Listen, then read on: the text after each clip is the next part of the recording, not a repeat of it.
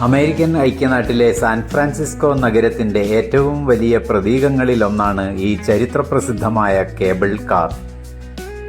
AD 1873 ആരംഭിച്ച ഈ ഗതാഗത സംവിധാനം ഇന്നും ദിവസേന ആയിരക്കണക്കിന് യാത്രക്കാരെയും വിനോദസഞ്ചാരികളെയും ആകർഷിക്കുന്നു.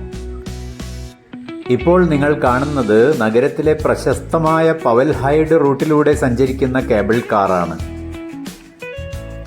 ഈ റൂട്ട് കുത്തനെയുള്ള മലഞ്ചരിവുകൾ കയറിയും ഇറങ്ങിയും മനോഹരമായ നഗരക്കാഴ്ചകൾ സമ്മാനിക്കുന്നു.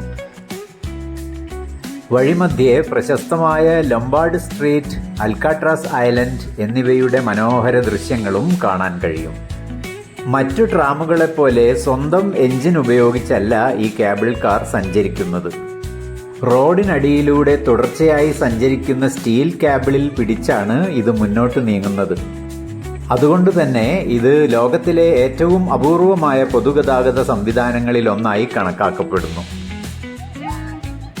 സാൻ ഫ്രാൻസിസ്കോ നഗരത്തിന്റെ ചരിത്രവും പൈതൃകവും നേരിട്ട് മനസ്സിലാക്കാൻ കഴിയുന്ന മറക്കാനാവാത്ത ഒരനുഭവം കൂടിയാണ് ഈ കേബിൾ കാർ യാത്ര.